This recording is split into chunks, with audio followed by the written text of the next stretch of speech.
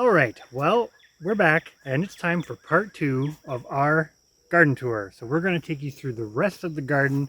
That's right, guys. 2 videos in 2 weeks. That's got to be a record for us now. We are in our new for 22 garden, which is basically our biggest in-ground garden. Now, before I get into talking about any of the stuff that's in here, we made a really big decision that we talked about in the last video.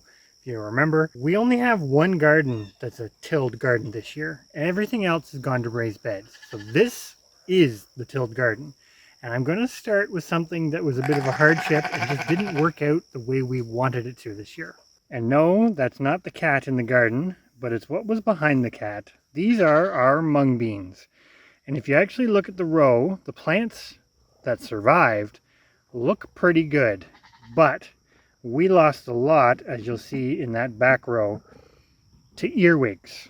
That's right, earwigs decimated what we planted for mung beans. I think that's one thing about gardening in general. No matter the year, no matter what it is you're growing, you're always going to have years where there's something. Last year, it was squash bugs and cucumber beetles. The year before that, it was cabbage whites. This year, it was the invasion of the earwigs. What you're going to see is we've thwarted that a little bit, but unfortunately we didn't get it under control in time for these mung beans. Next on the tour are these 2 rows.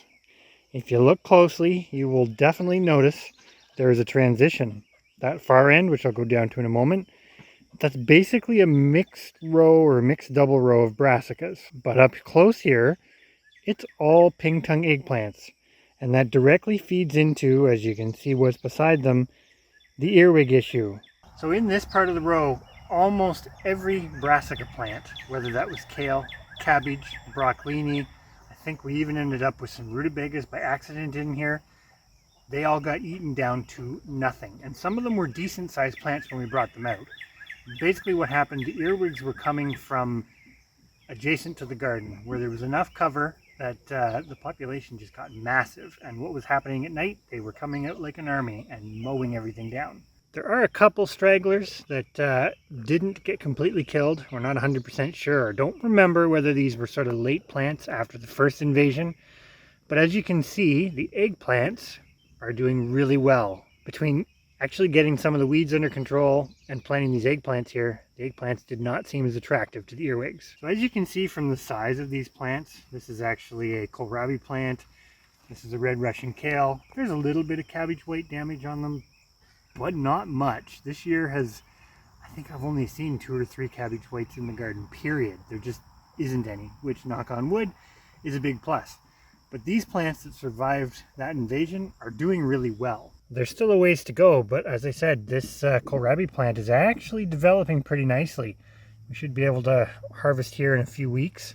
And these drumhead cabbage, even though again you can see a little bit of damage from cabbage whites, it's doing pretty good. It's actually in really good shape, and we're starting to get a bit of a cabbage head forming there. And our staggered red Russian kale and dwarf curled Scotch kale, that's a bit of a mouthful, are both looking amazing. But I think the most interesting thing in this row here is right on the other side of that cat. These are broccolini plants, and I kind of said I don't want to grow broccoli of any kind again. But my friend Miles sent some seeds, and they're actually doing really well. They are getting to the point that we probably should harvest these heads. And there's multiple plants that have a little rosette starting. In fact, I think we're going to have to harvest these tonight or tomorrow morning. But not everything has fared amazingly in this row. This red Russian kale plant is having a bit of a hard go of it compared to this dwarf curled Scotch kale. I think I'm saying that right. It's always a mouthful to say. So red Russian kale is something that we've grown basically for as long as I can remember. And we've been fairly successful at getting seeds from it. But we actually, the last couple years, we've sort of been on the fence about continuing to grow it because frankly, we like the dwarf curled Scotch kale, which is a different species, a little bit better, both in how it grows, but also for eating it and taste. The other thing that kind of comes along with that is we're in the mode to simplify. We're still going to have huge gardens like everything you see behind me, but we're really in that part of our life where we are trying to narrow it down to the things that we like the most, are easy to grow, and kind of give us a pretty good return. And on the flip side, although there isn't any, well, there might be a couple, but there really isn't any in this garden, we're really enjoying growing rutabagas. Stay tuned, we might be switching to only the one kind of kale in the near future, but we haven't made that decision yet. And look at those flowers. For anybody who doesn't know what this plant is, that's a Valencia peanut plant. And behind that one, we have several more in the garden. So in 2023, we actually didn't get around to planting peanuts anywhere in the garden. And it was a bit of a disappointment for us. And one thing that we definitely noticed, and I have read this before, the germination of the peanuts does decrease over time. And while we still got quite a few plants, a lot of what we planted just didn't come up this year. We did some checking, some of the seeds just rotted in place. In the future, we're planning, or this is the plan as of right now in the summer, to consistently grow peanuts because they're valuable to us in our diet. So on this side of the garden, we have a trellis and several blue barrels. As you can see from that blue barrel, we didn't get anything planted in them yet, although we still have time for a round of beets or maybe carrots, so we'll see what we get up to. But on the trellis, we planted this entire trellis with lima beans. And at this point in the year, it's not looking too impressive. But the lima beans just are slow. And by the end of the summer, they went into overdrive. So we'll see if that happens again in 2024. So something that is an absolute staple in the garden for us is tomatoes. And in 2024, we've kind of made the decision to downsize both the number of varieties of tomatoes, with the exception of some of the cherry tomatoes, which is another discussion, but also the quantity of them. And as you can see from this panel, they're doing pretty good. We got them in a little bit late. We got them started a little bit late. And I'm going to say it, we were kind of on the fence as to whether we were even really going to get much off of them this year or whether it was going to be even worth it. But in true tomato fashion, these plants are doing pretty good. And as you can see right there in the shot, we're starting to get some fruit set on these. So all in all, I'm pretty confident we're going to have a pretty good tomato harvest in the end. And speaking of tomatoes, I'm standing in my San Marzano patch. I said this year, and you'll remember it from a video from months ago, I was going to plant less, but there was a bit of a mix-up with James in planting seeds this year, and I got more. So last year on each of these trellises, I had 9 San Marzanos, and I was overwhelmed with tomatoes. This year, by accident, we ended up with 36 tomatoes, so I have 12 plants per trellis. So I have a feeling we're not going to see maybe as fruitful of a harvest because they're crowded, but that's okay. These plants are doing amazing, and I'm trying to stay on top of weaving them on the trellis this year so it's a bit more manageable. No fruit on these yet, but I'm pretty sure we're going to be swimming in tomatoes later. One thing about this garden, we did not plant purposely any potatoes over here.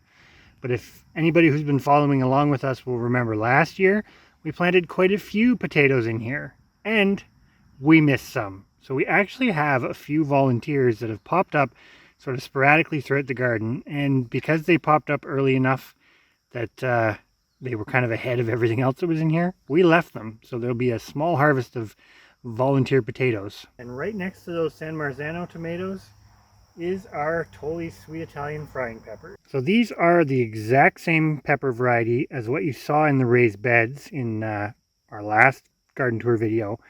But you can tell these are a little bit further behind. I think these were planted almost a month after the ones in the raised bed. Although despite that, and despite the fact that up until the last week, these were sort of surrounded by weeds, there are some peppers already coming. So this year we really strived to grow a lot more peppers because peppers are one of those things, red or green on this variety, we like them both. Peppers are something that we use a lot of, and we've wanted to have a lot of them in the freezer, but to get a lot of peppers, you've got to plant a lot of peppers. So hopefully this batch and this fairly large planting of peppers produces well for us in 2024. They've yet to disappoint in previous years. The nice part about focusing on one variety of pepper like this is we don't have to worry about seed saving. We can select from the best plants. There's nothing to contaminate them, which is awesome because these are a powerhouse in the garden. Again, you're going to see you're going to hear a lot of, for those of you who've been following along, but some of you will remember we've had issues growing corn in the past, And we made a switch last year to popcorn. And well, this is our 2024 popcorn patch. So these little popcorn plants are actually doing pretty well. And I'm going to say it, we probably planted them in a part of this garden that wasn't ideal. They were a little bit shaded. And while there's nothing coming yet as far as cobs or anything like that, they're still a ways away from that. I'm still impressed with it because even when you look at some of the corn around us, these are growing really well. And in true us fashion, we had a few more popcorn plants that would fit in that one patch. So we have another little stand over here, but behind them is a huge, although I guess technically it's a small, change. I'm standing in front of a sorghum patch. But again, for anybody who's followed along with us for years, this is a change because we have made the decision to no longer grow the Mennonite sorghum, which was principally used, although it is dual purpose, principally was used for the syrup. A huge part of that is because of our change in diet and trying to reduce the amount of sugars and that sort of stuff. We really don't need those extra sugars. But another part of it was the plants never matured fast enough in our growing season to set seed, to get seed to plant again, let alone get a grain crop off of it. So we've switched to a faster growing variety, which I can never pronounce the name right, so I will have that on the screen below us, which is principally a grain sorghum, and we'll see how this goes. So far, I'm impressed. These plants are much further along, given when they were planted, than the Mennonite sorghum used to be. They definitely do, however, seem to be a bit more spindly, I guess would be the best word for it, than the Mennonite sorghum. So we'll see how that pans out, because we have had some lodging or falling over, I guess, just to put it in simple terms, of some plants, although they're still upright enough that they could still set seed. And on this side of the garden, we have more blue barrels, all of which are filled with sweet potatoes. And I have to admit, they're looking pretty good right now, so I'm definitely looking forward to that. And behind them on the trellis is our Cherokee Trail of Tear beans. This is a black bean variety and something that we have been extremely impressed with since we started growing it. And it's looking like this year is not going to be any less bountiful, I'll go with that term, than previous years. And we decided to plant some Brussels sprouts this year. Now these are being planted as put and take. We bought these as starts, and you can see for the most part, they don't look too bad. But the odd plant has kind of succumbed to, I guess, the weather, heat, insect pressure. But there are the beginnings of Brussels sprouts in there. So stay tuned. We will see how this experiment goes. So we have a new started row of kind of young lettuce underneath these trellises. Basically, this is to protect them from the chickens, because I think the chickens are fine to come in here because most stuff's already larger than what they could destroy, except for these baby lettuces. But wait till you see my next row of lettuce. So in this row here, I've got four actually different kinds of lettuce growing. None of this is for seed. It's all for harvest. That's why it's planted all really close together, but it's doing amazing. Earlier this year, my tree branch that was providing shade to this area fell. You can tell by these mullein plants, it is knocked down them, but it managed to totally miss my lettuce rows, which is fantastic.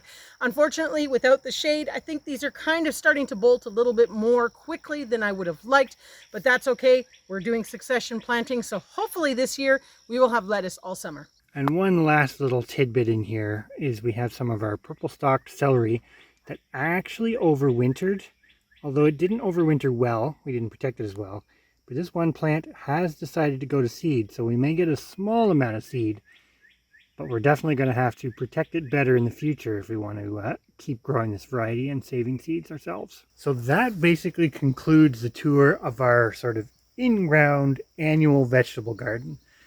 So we're going to switch gears a little bit and go behind me here to an area that is new from last year's when we started it, but I'm really excited about it, and that's our food thicket. So here we are. It looks pretty lush. I'm standing in front of our first row, basically first planted row, and you're kind of looking across what is becoming our food thicket. I call it thicket because with the exception of like one plant in here, everything is more shrubby. but this is really starting to become quite the fruit and herb production area. So I'm going to start right here on the corner of the thicket, and we have several elderberry plants. This is something we're pretty excited about, but these are clones. And you can see these clones, this is a 2-year clone, and it's at least 4 feet high, maybe a little bit higher.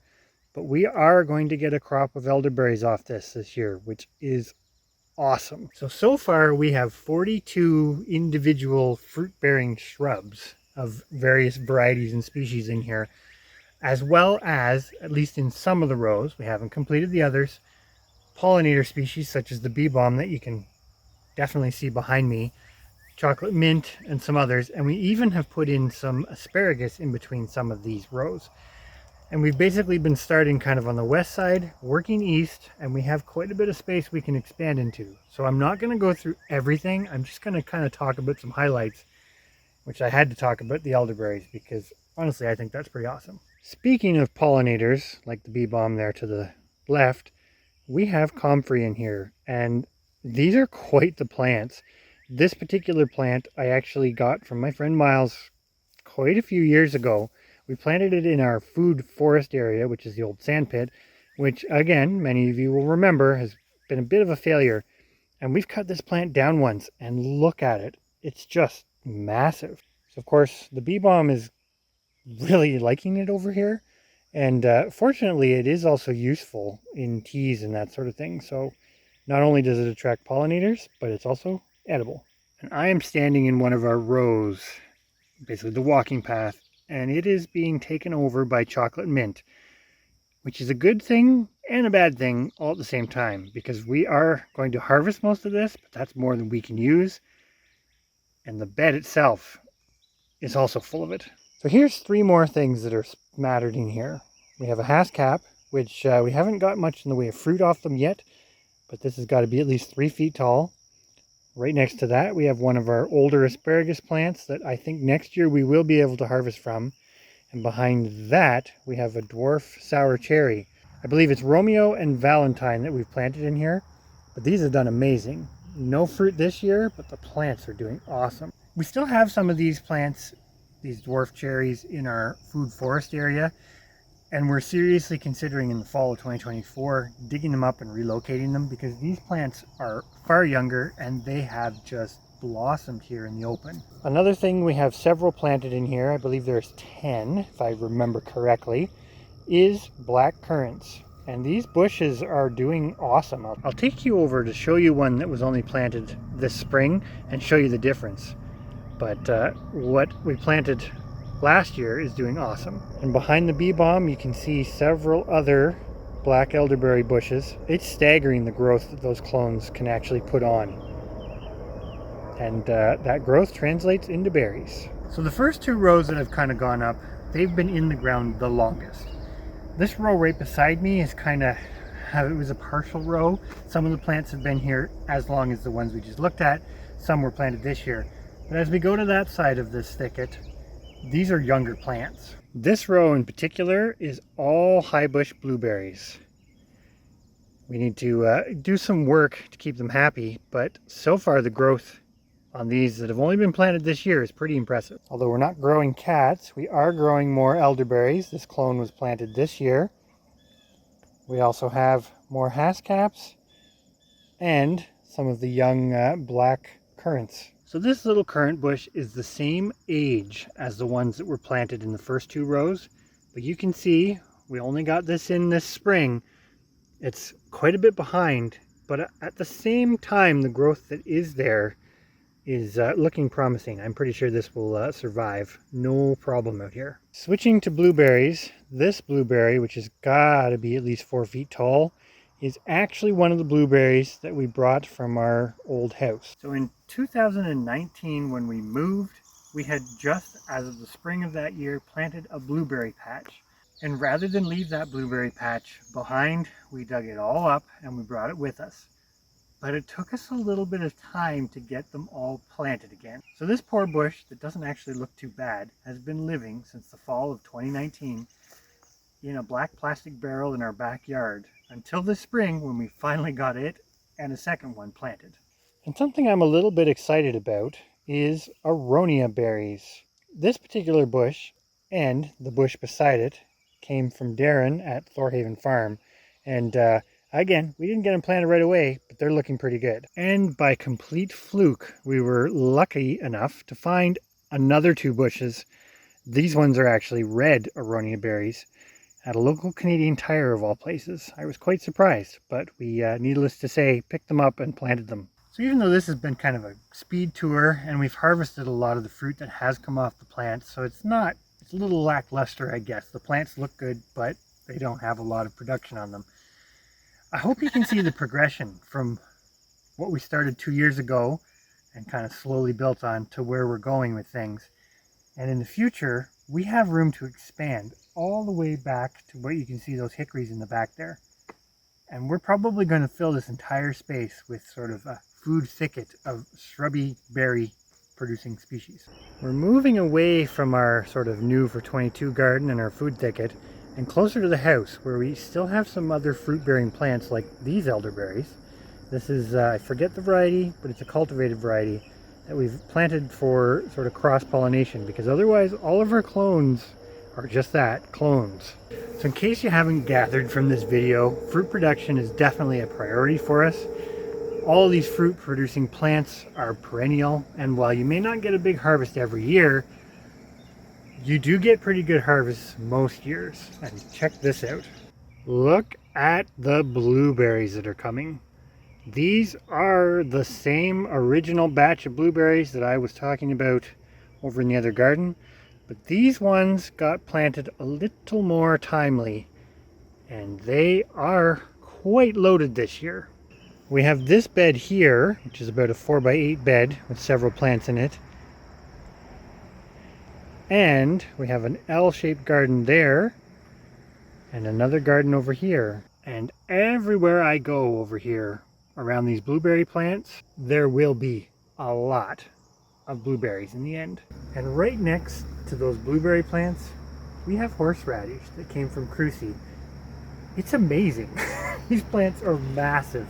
And we've done some reading and we found out that you can actually eat the leaves. We haven't done it yet. We've got some ideas maybe for stir fries, that kind of thing. But if anybody has any ideas of how to use the leaves or recipes to use the leaves in, leave a comment down in the comment section below, because we may give it a try. Although I think this year we are actually going to try harvesting a root or two and see if we can't make some horseradish sauce or something out of it, because we've got lots. So while there are a few other little tidbits around the yard, that really is kind of the end of our sort of July garden tour. We're, for the most part, pre-harvest, but we wanted to share one other thing that we really haven't talked about this year, that we've talked a lot about in the past, and that's our Killarney raspberry patch. And I have to admit, they are definitely one of the best investments we've ever made on the farm, because this just keeps on producing like mad.